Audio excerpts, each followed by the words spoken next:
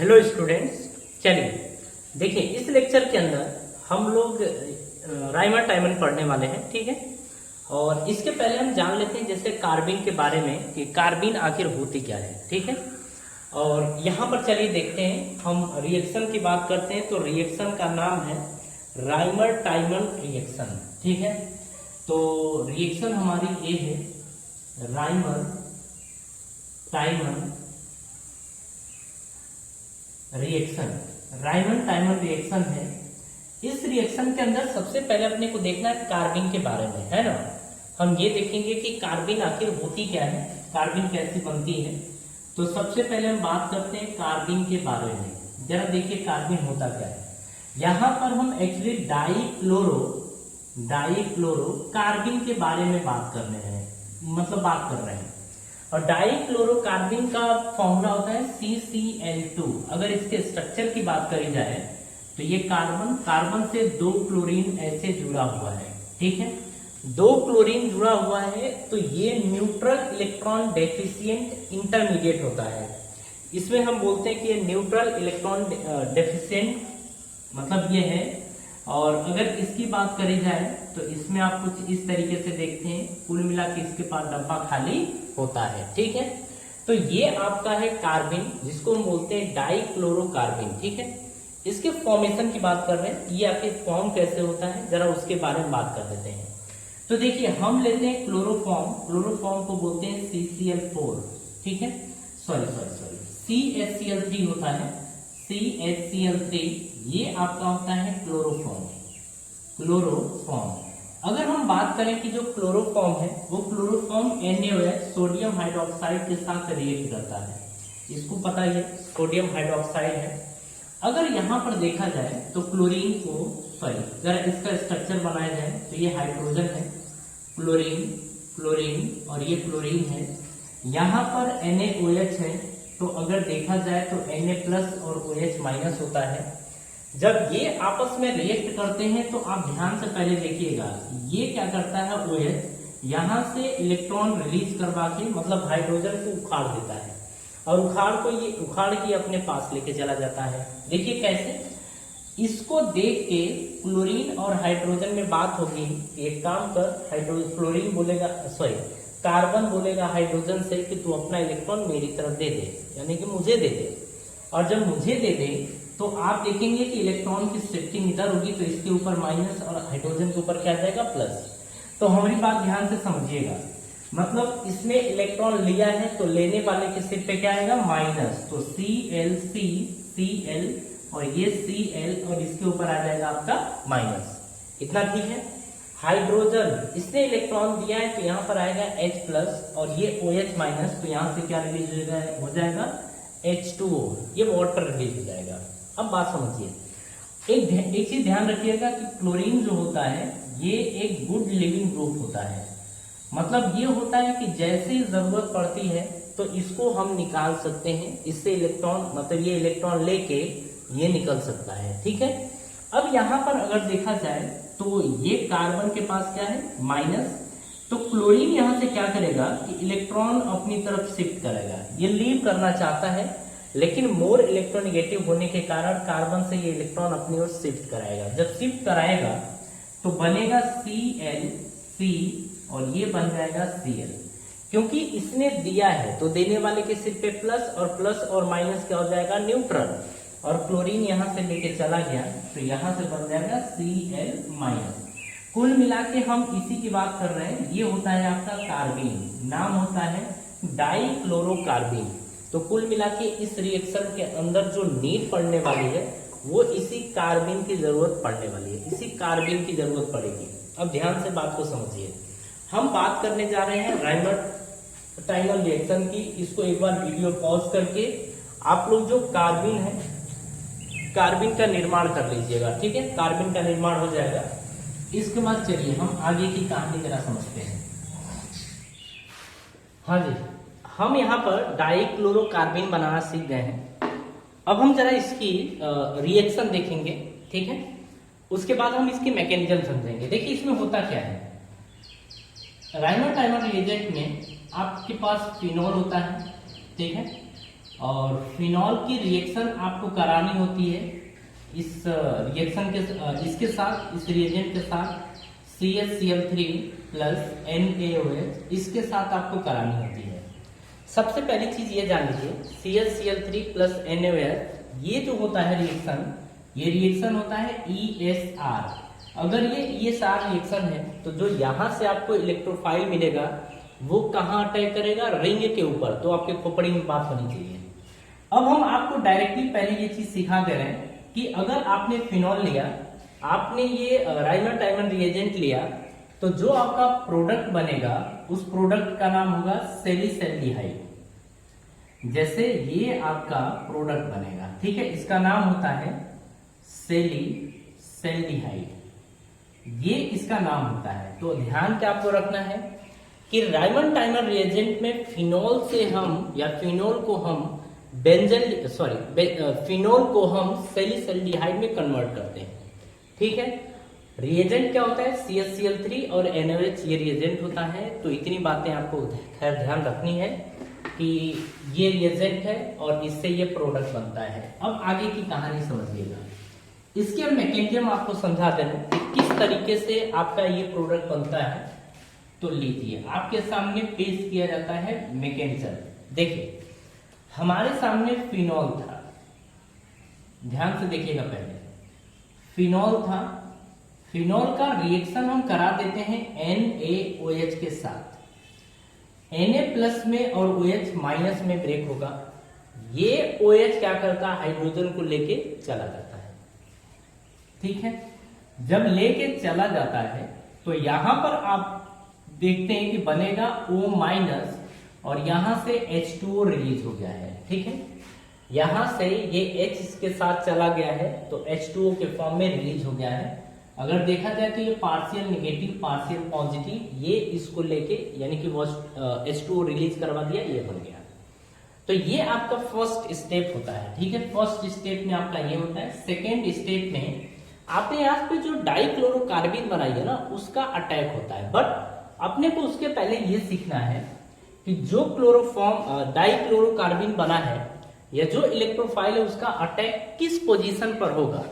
अगर ये है, एक तो बात ये है कि ESR रिएक्शन है, तो ESR रिएक्शन में ऑर्थो पैरा पोजीशन पर अटैक करेगा। बट देखिए यहाँ होता क्या है, उसको एक बार देख लीजिए। जैसे होता ये है कि ऑक्सीजन है माइनस, ये देने वाला है। जब ये इस कार्बन को देना चाहता है तो ये वाला कार्बन इस कार्बन से बोलेगा कि एक काम कर, ये इलेक्ट्रॉन तो अपनी ओर शिफ्ट करा ले। जब अपनी ओर ये शिफ्ट कराएगा तो यहां पर देखेंगे बेटा तो बनेगा माइनस, और यहां पर देखेंगे कि ये प्लस बनेगा ना, तो प्लस और माइनस क्या हो जाएगा, डबल बॉन्ड आपका ये बन जाएगा। फिर पैरा पोजीशन पर भी आएगा, इसी तरीके से पैरा पोजीशन पर आएगा। आप देखेंगे जब इसका रेजोनेंस कराएंगे तो रेजोनेंस वाले में होता क्या है कि ये डबल बॉन्ड O तो रहेगा, यहाँ पर ये बॉन्ड जो होता है वो कुछ इस तरीके से ब्रेक होता है। तो यहाँ पर माइनस और यहाँ पर प्लस, तो प्लस यानी प्लस और माइनस क्या हो जाएगा, ये डबल बॉन्ड कुछ ऐसे हो जाता है, ठीक है। तो हम कहते हैं कि अगर देने वाला है तो देने वाले के चलते ऑर्थो और पैरा पोजीशन पर इलेक्ट्रॉन डेंसिटी बढ़ जाती है, यानी कि जो आपका इलेक्ट्रोफाइल है वो अटैक कहां पर करेगा, ऑर्थो और पैरा पोजीशन पर। बट इस रिएक्शन के अंदर हम ऑर्थो पोजीशन पर अटैक करवाएंगे। ऐसा क्यों होता है इसके बारे में हम लोग बात करेंगे, ठीक है। देखिए यहां से आप देख रहे हैं कि होगा क्या, इसी की बात करें तो ये क्या डबल बॉन्ड बनेगा, उसके हिसाब से यहां पर माइनस रहेगा, ये कुछ इस तरीके से आपके सामने कार्बिन दिख रहे, डाइक्लोरोकार्बिन ClC और ये Cl, इसके पास डब्बा खाली है। डब्बा खाली है, ये देने वाला लेने वाला, ये इसको इलेक्ट्रॉन डोनेट करेगा तो बॉन्ड बनेगा। तो आप देखेंगे कि ये कुछ इस तरीके से बनने वाला है कि डबल बॉन्ड O और यहां से आपका CCl आपका ये बनेगा, ठीक है। तो आप यहां पर देख रहे हैं कि इसने दिया है इसने लिया है, तो लेने देने के बाद ये न्यूट्रल है, लेगा तो लेने वाले के कपारे यानी सिर के ऊपर क्या आएगा, माइनस, और यहां पर इसने दिया है तो देने वाले के सिर पे क्या आता है, प्लस। तो प्लस और माइनस ये वाली पोजीशन क्या होगी, न्यूट्रल। अब ये कुछ ऐसा आपके सामने दिखेगा। अब हमारी बात समझिए, ये एरोमेटिक होता है, ये स्टेबल होता है, ये एरोमेटिसिटी अपनी खो चुका है, ये अनस्टेबल है।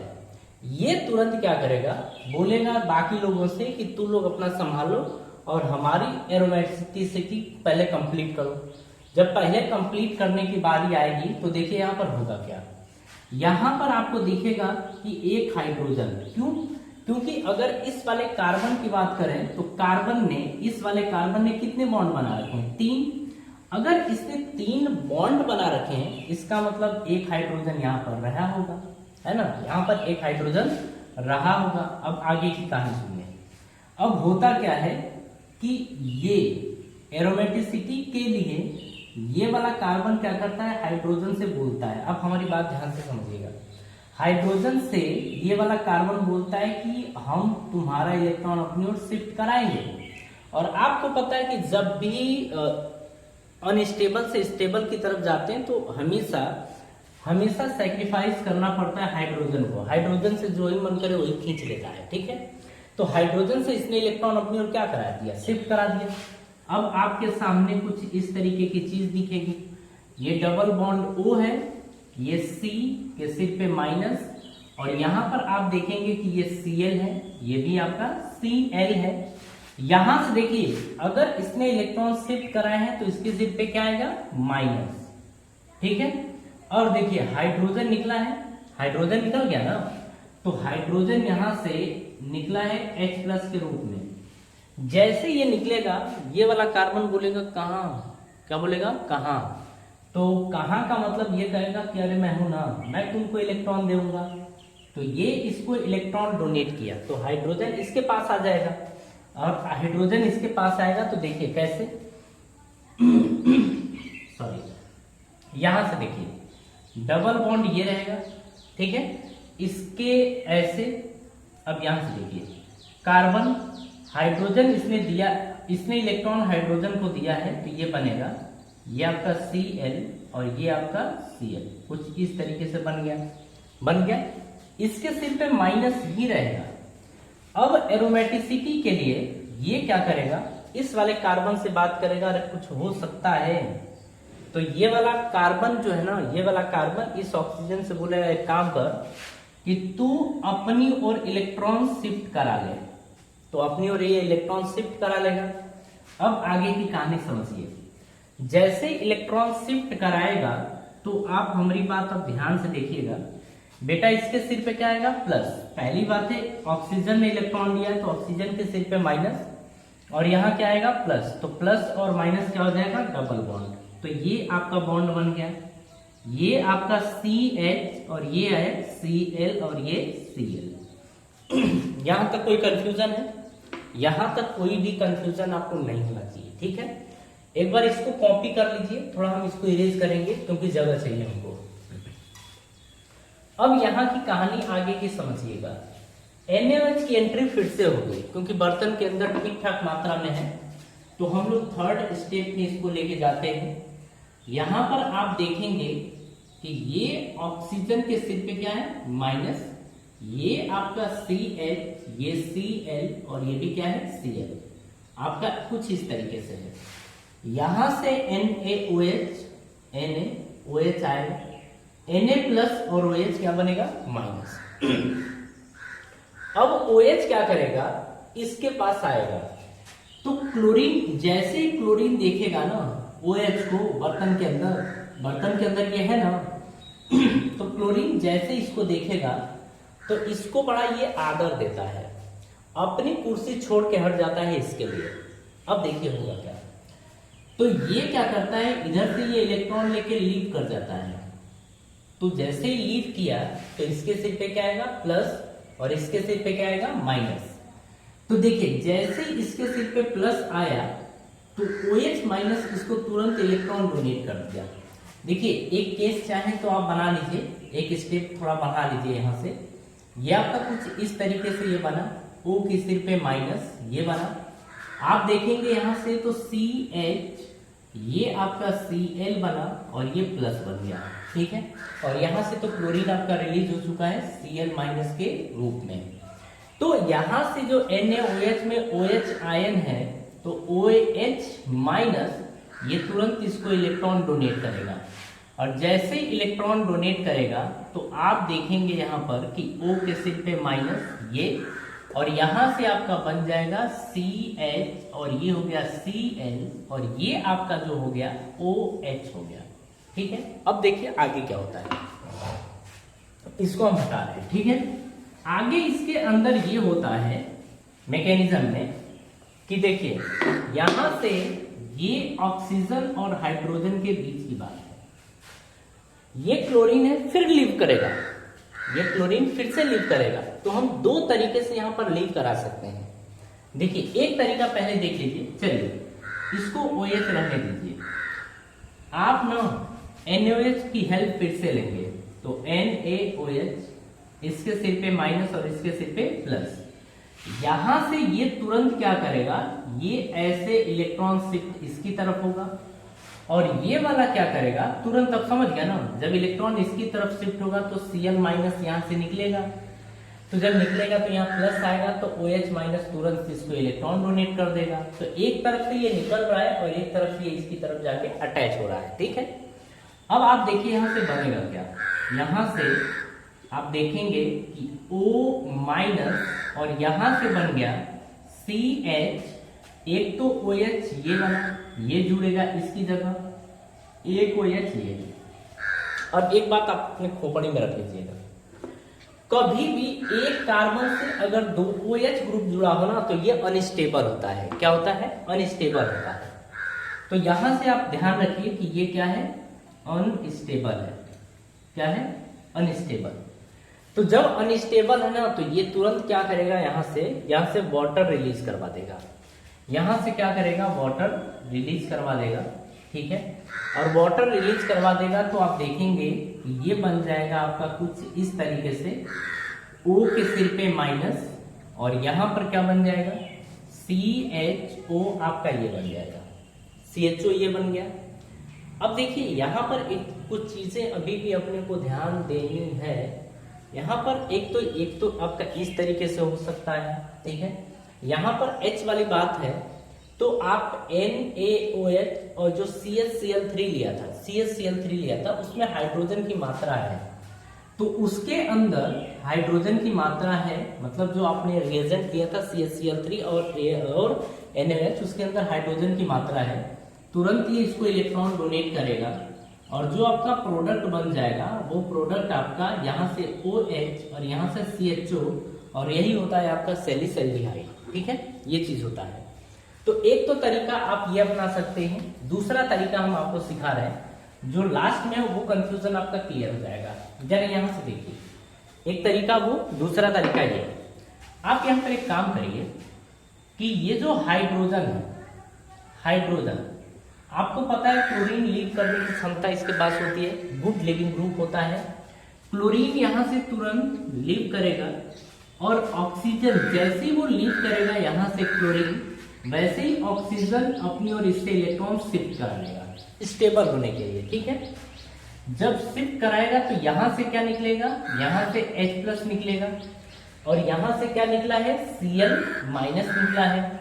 यहां से आप देखेंगे कि बनेगा क्या, तो कुछ इस तरीके से O के सिर पे माइनस और यहां से CH और वो बचा है तो CHO। लेकिन ये जो हाइड्रोजन है ये तुरंत अपना इलेक्ट्रॉन इसको डोनेट कर देता है, एकदम तुरंत। जैसे ही तुरंत इलेक्ट्रॉन डोनेट हुआ तो आप देखेंगे ये फिर से क्या बन जाएगा, OH बन जाएगा और ये बन गया CHO, और इस तरीके से सैलिसल्डिहाइड का निर्माण होता है। सैलिसल्डिहाइड का निर्माण होता है इस तरीके से। तो आप इसमें ये बोलने वाले हैं कि जो राइमर टाइमर रिएक्शन होती है, राइमर टाइमर रिएक्शन में एक तो रिएजेंट होता है CH Cl3 यानी क्लोरोफॉर्म और NaOH होता है। दूसरे चीज की बात अगर करें तो इसमें फिनॉल जो होता है वो सैलिसल्डिहाइड में कन्वर्ट होता है। ये चीज है, ये इसकी मैकेनिज्म है। मैकेनिज्म केवल आपको समझाने के लिए होता है, ठीक है, आपको समझाने के लिए। इसमें कुछ बातें हैं, वो बातें आपको या तो बोर्ड स्क्रीन पे दिख जाएंगी या तो हम उसके बारे में कुछ बता दे रहे हैं, ठीक है। इसमें अगर राइमर टाइमर रिएक्शन के अंदर की बात करें तो आप इसमें एक बात लिख सकते हैं कि इस रिएक्शन के अंदर जो फिनॉल होता है वो CHCl3 के साथ रिएक्शन करता है NaOH की प्रेजेंस में, इसके साथ रिएक्ट करता है NaOH की प्रेजेंस में। तो जो फिनॉल है वो सैलिसिल्डिहाइड में कन्वर्ट होता है। ये पहला स्टेटमेंट आपके लिए है, आप चाहें तो लिख लीजिए, ठीक है। बोलेंगे कि इसमें जो कार्बिन है, कार्बिन जो इन दोनों से मिलके बना हुआ है, कार्बिन क्या है CCl2। हम कहेंगे कि इस रिएक्शन के अंदर जो कार्बिन है वो इलेक्ट्रोफाइल की तरह व्यवहार करता है, बिहेव करता है। ये सेकेंड पॉइंट होगा। इसमें हम थर्ड पॉइंट में ये बोल सकते हैं कि जो इलेक्ट्रोफाइल का अटैक है, वही RDS होता है। पीछे जाके देखिएगा कि जब कार्बिन का अटैक जब चल रहा था तो कार्बिन के अटैक में आपका ये बेंजीन रिंग है, ये ब्रेक हो रही थी, और सामने था CCl2, ये ब्रेक हो रही थी, ये बॉन्ड ब्रेक हो रहा था। तो इतनी आसानी से ब्रेक नहीं होता है, ये बहुत ही स्लो स्टेप होता है, स्लो नहीं स्लोवेस्ट। इसीलिए इस स्टेप को बोला जाता है RDS। क्या बोलेंगे? RDS, रेट डिटरमाइनिंग स्टेप आपका ये होता है, ठीक है। तो इस तरीके से ये होता है। एक खोपड़ी में और अपनी बात डाल लीजिएगा कि अगर यहीं पर हम CHCl3 यानी क्लोरोफॉर्म ले लेते हैं और NaOH ले लेते हैं तो प्रोडक्ट दूसरा बनता है, और अगर कार्बन टेट्राक्लोराइड यानी कि CCl4 यूज कर लें तो प्रोडक्ट दूसरा बन जाता है। जैसे उस चीज को बस समझिएगा, जैसे आपके सामने ये फिनॉल दिखा, रिएजेंट के रूप में आपने यूज किया CHCl3 प्लस NaOH, आपने ये यूज किया है, ठीक है। जब ये यूज किया है तो आपको पता है कि किस में कन्वर्ट होगा, सैलिसिल्डिहाइड में, यानी OH, और ये क्या है CHO, ठीक है, इसमें कन्वर्ट होगा। अगर यहीं पर आपने यूज कर लिया कार्बन टेट्राक्लोराइड यानी कि OH है, और आपने यूज कर लीजिए CCl4 प्लस NaOH, तो जो बनने वाला आपका प्रोडक्ट होगा वो सैलिसिलिक एसिड होगा, ये बन जाएगा COOH। आप इसको ध्यान रखिएगा कि अगर हम क्लोरोफॉर्म की जगह कार्बन टेट्राक्लोराइड ले लेते हैं तो प्रोडक्ट क्या बनता है, सैलिसिलिक एसिड बनता है। क्या बनता है? सैलिसिलिक एसिड, ये बनता है, ठीक है। बात समझ में आ गई। एक चीज था कि आप हमको ये बताइए कि मेजर प्रोडक्ट यही क्यों बना है, मतलब आपके खोपड़ी में अगर बात आ रही है तो उसका आंसर हम दे देते हैं OH है। आप कहेंगे कि मेजर प्रोडक्ट यहीं पर क्यों बना है। आपका मेजर प्रोडक्ट तो इसके पहले आप कहते थे कि यहां बनना चाहिए ना, आपके खोपड़ी में बात आई होगी, अगर ना आई होगी तो आनी चाहिए। रीजन ये है कि इस जगह पर नहीं, इस जगह पर हाइड्रोजन बॉन्डिंग है। कैसा है? Hydrogen bonding. अगर हाइड्रोजन बॉन्डिंग होती है तो स्टेबल कंपाउंड बनता है और मेजर कंपाउंड बनता है, मोर स्टेबल कंपाउंड बनता है। तो आप ध्यान रखिए, आपको कैसे पता चलेगा कि यह हाइड्रोजन बॉन्डिंग है?